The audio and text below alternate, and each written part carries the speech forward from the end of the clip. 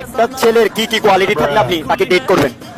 Of course handsome হতে হবে, তাই তারপরে একটু টল হতে হবে, সেন্সিবল মানে একটু ম্যাচিওর টাইপের বিহেভ করতে হবে, তখনই আমি পড়ে যাবো। ও ইয়ার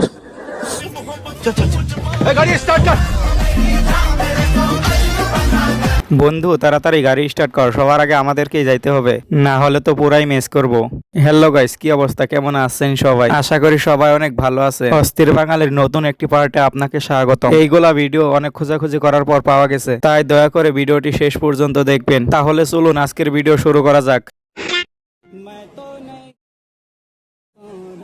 ম্যাম এই যে আপনার পার্সেলটা। বিছানার নিচে টাকা আছে, নিয়ে আয়। ঠিক আছে।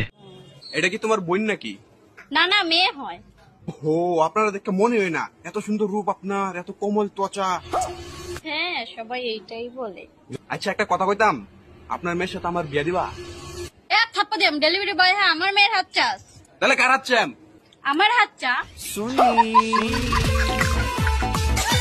তাড়াতাড়ি বয় হওয়ার এটিও একটা সুযোগ। ডেলিভারি দিতে গিয়ে যে কোনো কাউকেই পটাতে পারবে। তাড়াতাড়ি প্রস্তুত হয়ে নাও।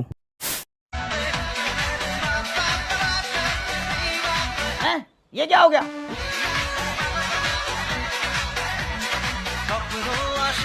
মানে কি বলবো, যাই হোক।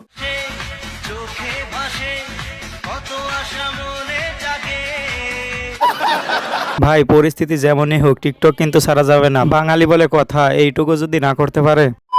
দেখো, জীবনে যদি কিছু করতে চাও তাহলে রিস্ক নিতে শেখো। তুমি আমাকে রিস্কের কথা বলতেছো? তুমি জানো আমি পাতলা পায়খানা চলাকালীন অবস্থায় পাত দিয়েছি।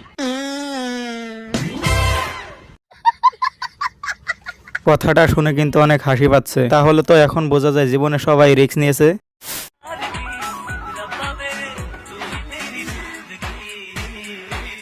हाय हाय इतना सुकून।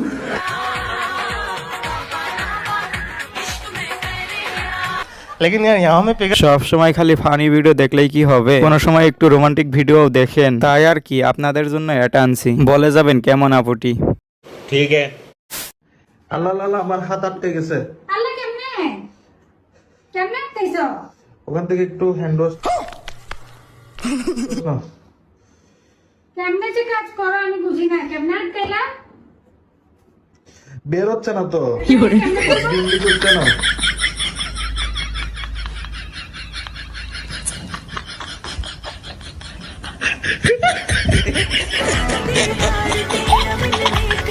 এইখানে তো দেখতেছি বড় মেধাবী আছে, এত বুদ্ধি থাকে কি করে ভাই এদের কাছে। তবে যাই হোক, ভিডিওটা কিন্তু অনেক মজা ছিল। মা বাবা কেউ নেই বাড়িতে, একেবারে ফাঁকা, চলে আসো। प्यारी समझ गई।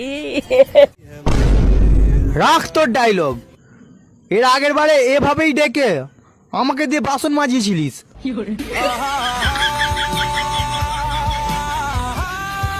ভাইরে ভাই, এমনটাও কি হয় এখন? আগে তো ঠিক জানতাম না। তাই সবাই সাবধান হয়ে যাও। গার্লফ্রেন্ড ডাকলে ভুল করেও যাও না, না হলে কিন্তু বিপদের শেষ নেই।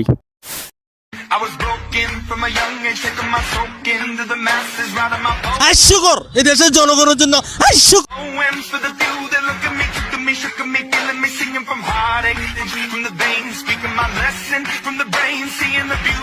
মানে এটা কোনো কথা? কার জিনিস আর কে নিয়ে যাইতাছে? গণভবন মনে হয় পুরোই শূন্য করে দিয়েছে, কারণ যে যেটা পাচ্ছে সে সেটাই হাতে করে নিয়ে যাচ্ছে। এটা কোনো কথা ভাই? আপনারাই বলেন।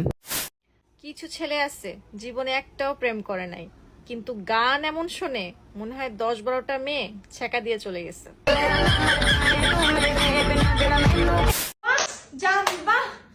এখন আমাদের বিয়ে হয়ে গেছে না? আর বিয়ের আগে যে সারা রাত আমরা ফোনে কথা বলতাম, আর এখন এখন তো আমাদের বিয়ে হয়েছে, এখন তো আমরা একসাথেই থাকি। হ্যাঁ জান, কি করো? আমি তো শুইলাম মাত্র, বুঝছো, এখন ঘুমাবো। ও আচ্ছা, ঠিক তুমি আছে। কি করো?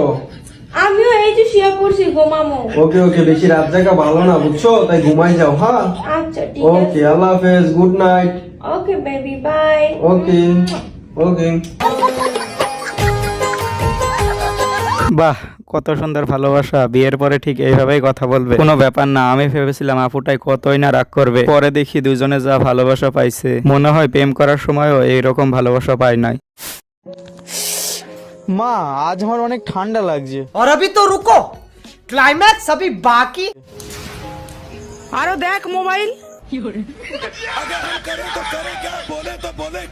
ভাই রে ভাই, আমার খালি হাসি পাচ্ছে। এটা বললো কি, ছেলেটা তো পুরাই অবাক হয়ে গেছে।